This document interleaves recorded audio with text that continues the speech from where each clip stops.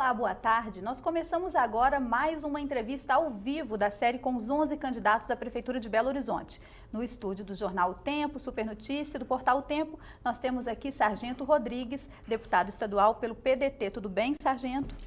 Olá, boa tarde a todos, boa tarde àqueles que estão nos acompanhando aqui. Muito agradecido pelo convite ao Jornal O Tempo e parabéns pela cobertura que vem dando aí a todos os candidatos. Obrigada.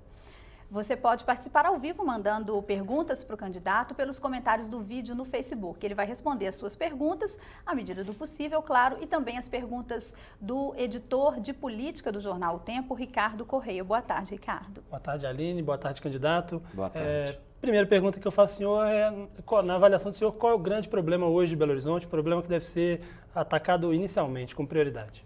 Dois grandes problemas, não diria um. Primeiro, a questão da saúde. Infelizmente, o cidadão mais humilde, o cidadão que estão nos bairros, estão completamente abandonados pelo poder público. Então, essa é uma ação que é um problema gravíssimo que nós identificamos logo de imediato, seja no diagnóstico que fora feito no plano de governo, com pesquisas, com tomada de informações, mas também caminhando pelas ruas. Caminhando tanto nas ruas do centro de Belo Horizonte, onde você encontra pessoas de todos os bairros. E, por outro lado, todas as vezes que eu caminhei nos bairros e conversando com as pessoas, e conversando principalmente com mulheres que são chefes de família, mães. Essas têm uma sintonia, têm uma sensibilidade enorme para te dar uma resposta muito direta com o assunto.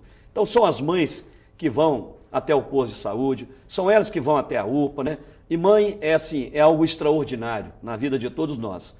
Então, as mães é que levam os filhos pequenos para o posto de saúde, para a UPA, leva o adolescente, leva o marido, leva o pai, a mãe, leva o sogro, a sogra, sempre são as mulheres que fazem esse trabalho.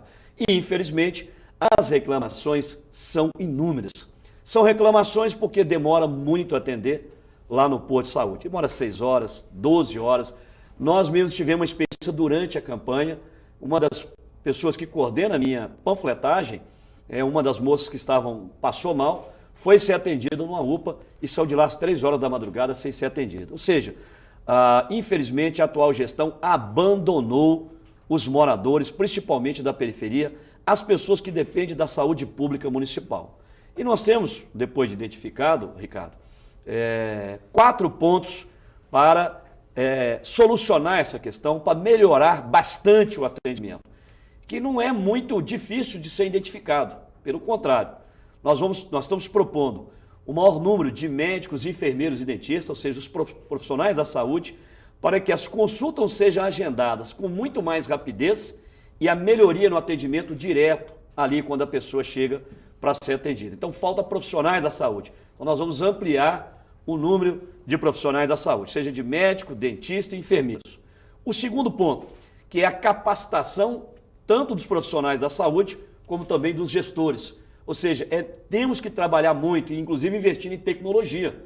Essa parte da gestão precisa ser muito aperfeiçoada, porque muitas vezes um gargalo ocorre, uma sobreposição de funções por falta de capacitação de gestores e por falta de tecnologia, para dar vazão melhor a esse atendimento. Explica um pouquinho melhor essa tecnologia, o que seria? Olha, se você tem equipamentos, como o próprio computadores, se você tem programas que conseguem processar dados e informações em que isso consiga chegar mais rápido, de um lado e do outro, nas centrais, principalmente que nós temos um grave problema em Belo Horizonte, que está da questão dos leitos. Belo Horizonte tem um controle e o governo federal, através do SUS, tem outro. Não bate essas duas informações.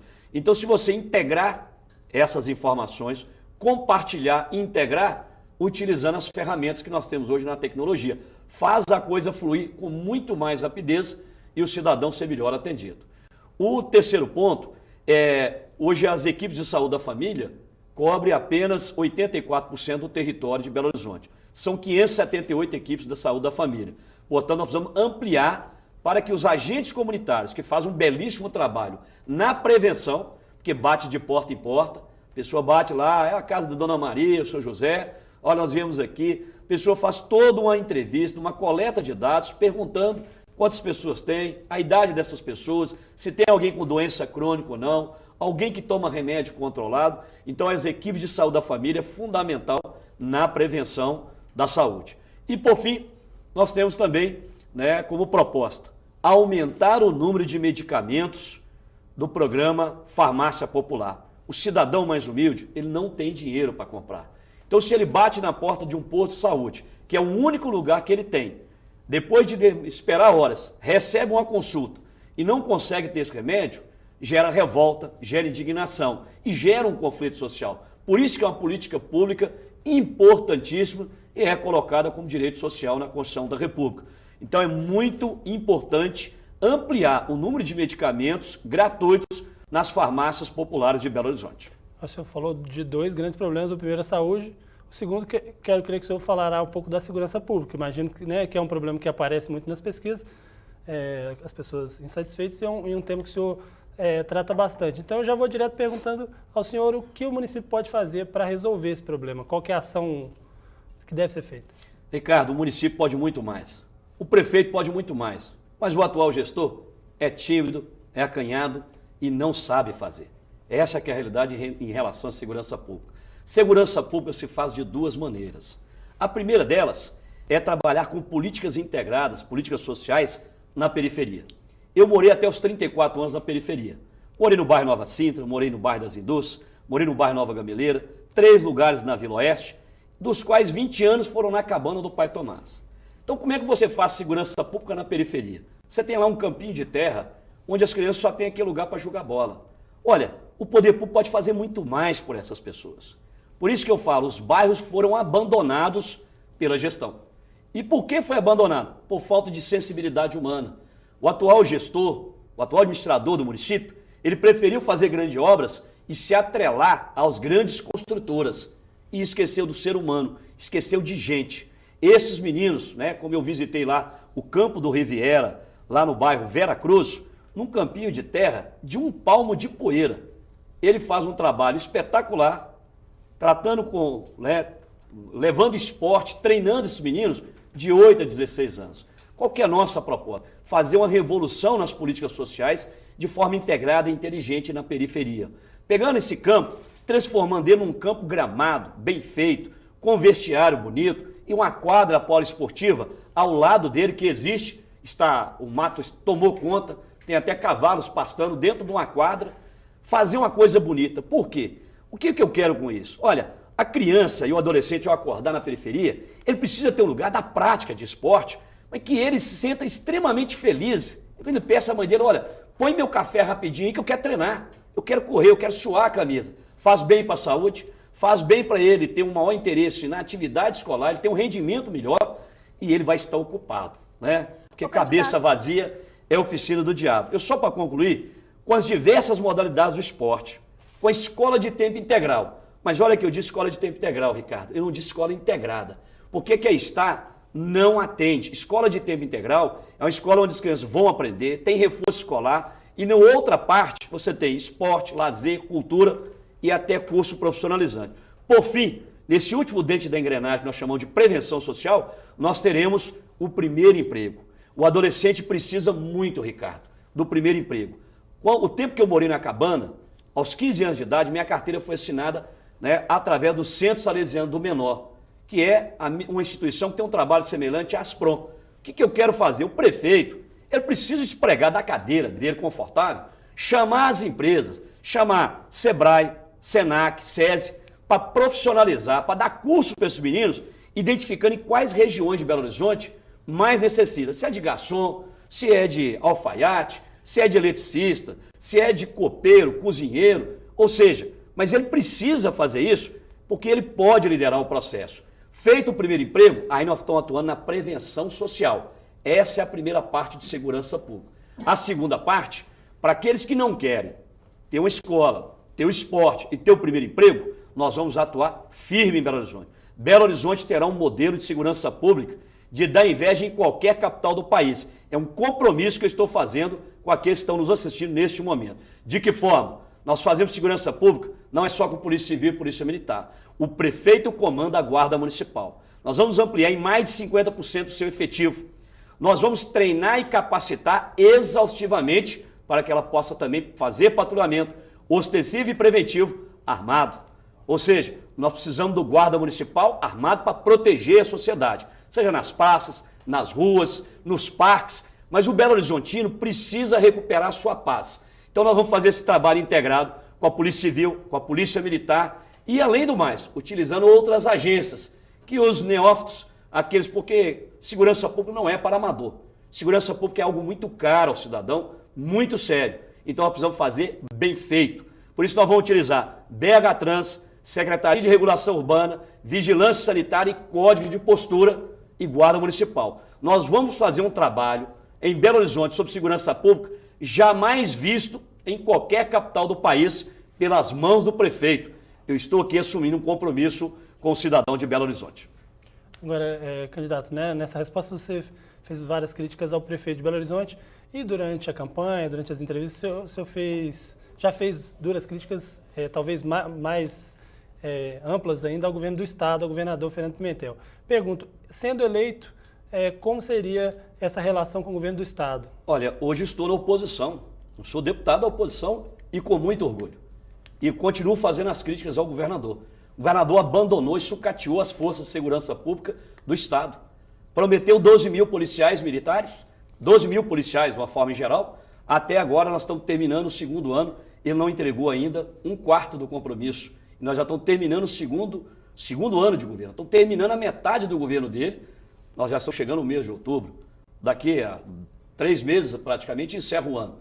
O governador retirou, só do custeio da Polícia Militar, comparando 2014 e 2015, 150 milhões de reais. Ele retirou do investimento, da rubrica investimento da Polícia Civil, ela teve de investimento em 2014 33 milhões. Em 2015, no primeiro ano de governo que fechou, ele investiu 4 milhões de reais, pouco mais de 10%. Eleito o prefeito, Ricardo, eu tenho que, eu deixo de ser deputado da oposição e sou prefeito de toda a cidade. Vou até o governador do mesmo jeito, vou até o governador, vou até os deputados federais, aos deputados estaduais, vamos fazer uma articulação política bem feita, permanente. O atual gestor não sabe fazer isso. Foi por isso que aconteceu com a mobilidade urbana, que ficou empacada. O Belo Horizontino não tem mobilidade urbana à altura, porque o prefeito achou que ele sozinho resolveria os problemas. E não resolve. Ele precisava ter atuado juntamente com a bancada de deputados federais, de senadores, buscar o recurso onde tem que buscar, mas ser ferrinho de dentista. É um tipo de ação política que você tem que ser muito persistente. Sargento Rodrigues sabe fazer isso, Ricardo? Muito bem. Eu sei exercer o mandato de deputado e serei um prefeito persistente, trabalhador, lutador, mas absolutamente sério no trato da coisa pública. O senhor falou da mobilidade, falou da falta de recursos federais, estaduais para que sejam implementados. O senhor acredita ainda no metrô de Belo Horizonte? Acredito. Há duas formas de trazer o metrô para Belo Horizonte. Você reunir um grupo de 20, 30 deputados federais, ir atrás dos senadores por Minas Gerais, cobrar deles a fatia de responsabilidade, tanto dos deputados federais, que são votados em Belo Horizonte, e dos senadores. Falar, olha, eu preciso de vocês para que a gente vá em agenda ao ministro do Transporte. Se não deu com o ministro do Transporte, vamos até o presidente da República. Porque o presidente da República atende um grupo de 20 deputados, tranquilamente, atende senadores. Olha, o governo federal abandonou Belo Horizonte por mais de 30 anos.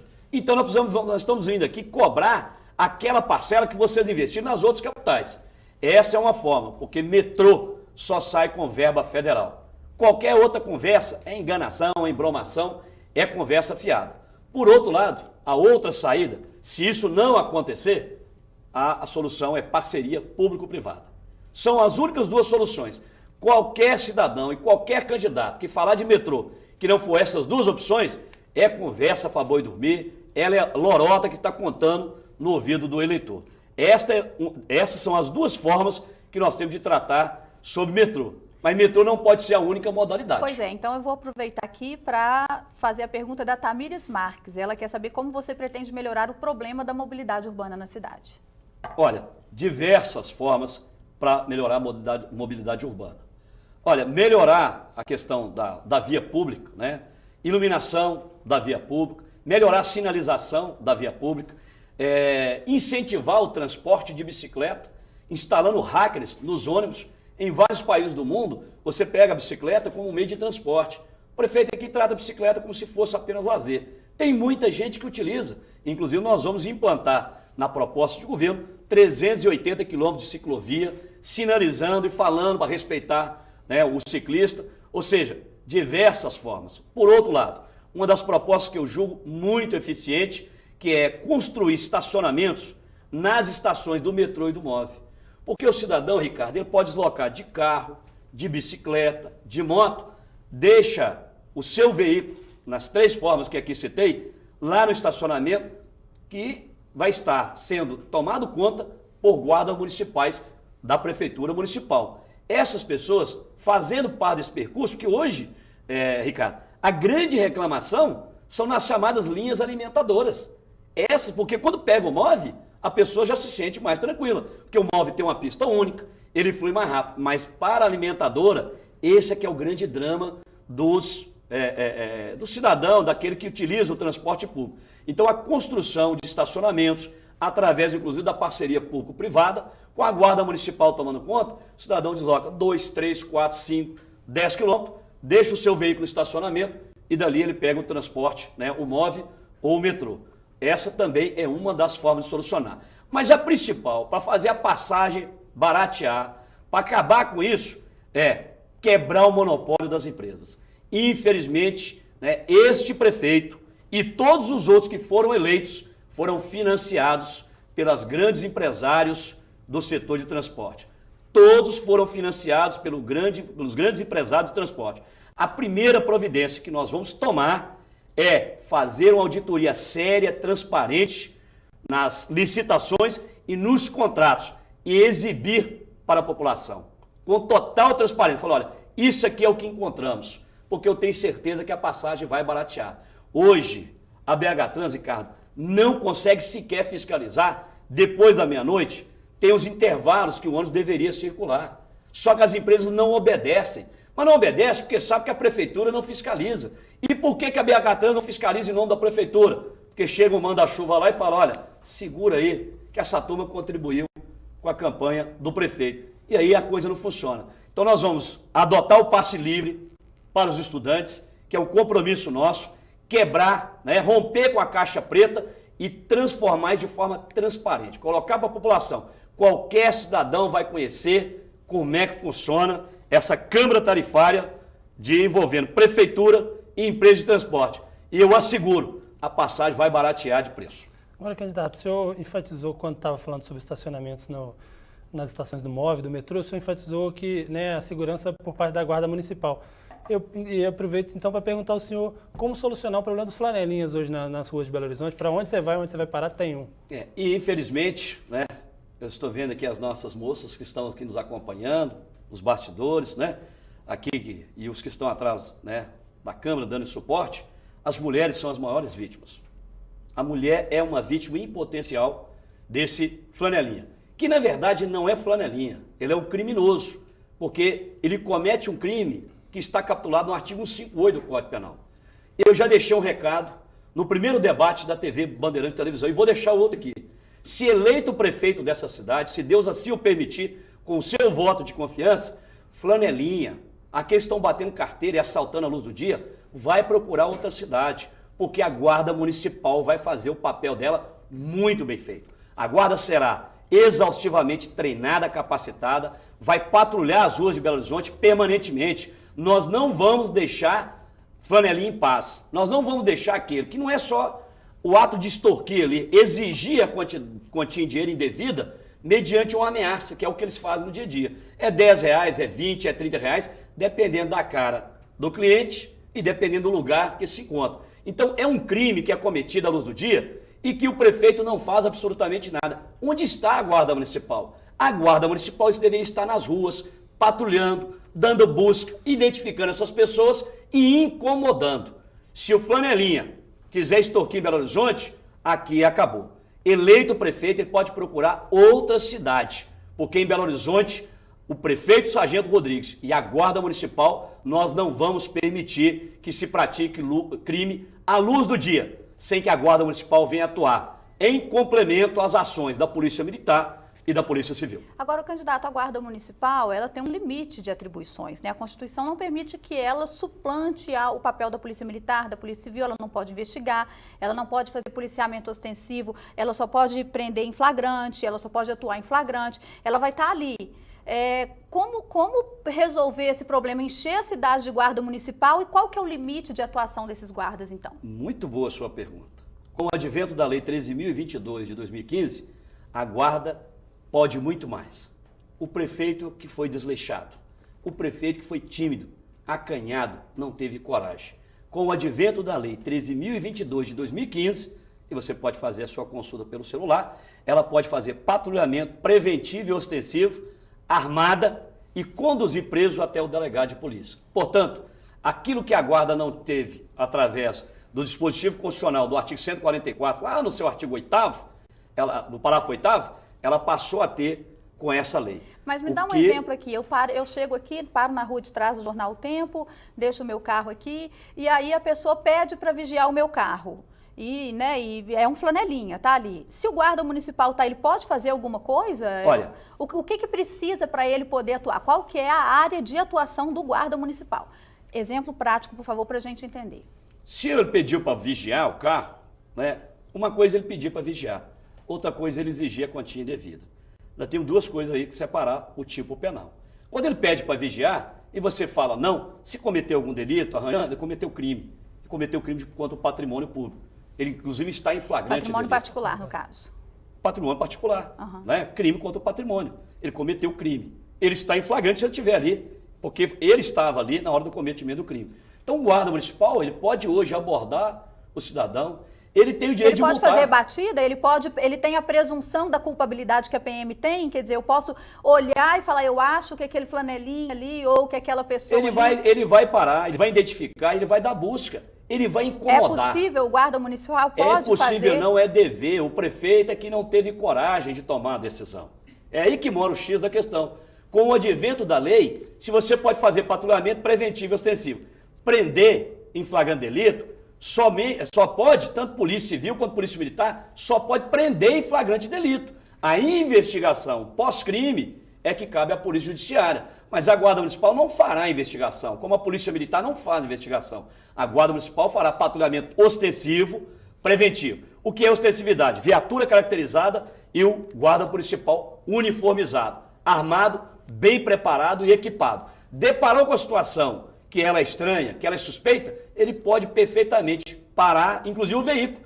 O guarda municipal tem poder de polícia com essa nova lei. E o poder de polícia é nada mais que o poder de fiscalizar.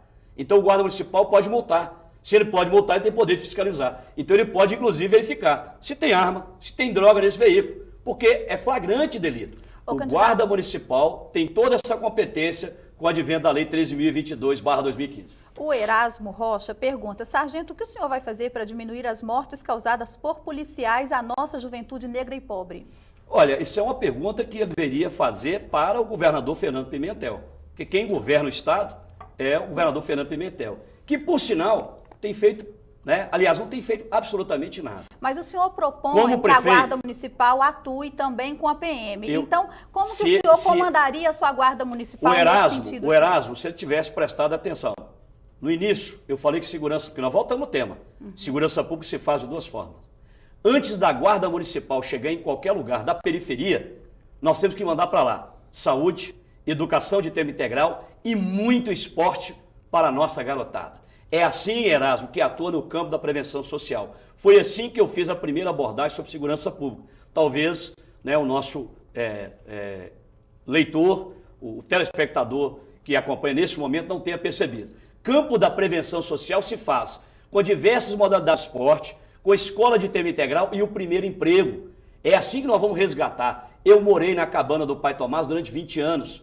Na cabana do Pai Tomás, uma favela que está próxima aqui, inclusive daqui da sede. É só descer aqui a Avenida Amazonas, deve ficar aqui a 3, 4, no máximo 5 quilômetros daqui. Portanto, eu sei o que o cidadão da periferia sente. A Guarda Municipal, eu disse claramente, para aqueles que não querem as diversas modalidades de esporte, que não quer escola de tempo integral e que não quer trabalho, que é a prática do crime, a Guarda Municipal vai atuar de forma firme, vigorosa, mas respeitando os direitos fundamentais. Eu sou advogado e sei exatamente o que eu estou falando e que estou propondo para o cidadão em Belo Horizonte. Só que uma coisa não pode servir de pretexto para outra, né? Nós temos um pressuposto, né, que, sob a ótica do direito penal, que nós até entendemos chamados crimes falimentares.